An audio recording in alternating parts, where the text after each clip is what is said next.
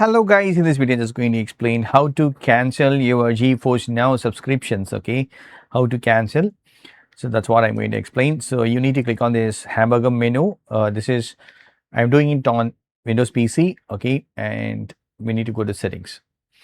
And here you can see this called manage GeForce Now performance. I have one on memberships, but in order to click that, right, you can click on this manage or view account. So it will be redirected to the browser. Okay, here you need to click on this manage membership, and then this is my current plan. If you want to upgrade to ultimate, that also you can do it, but I'm going to click on this downgrade.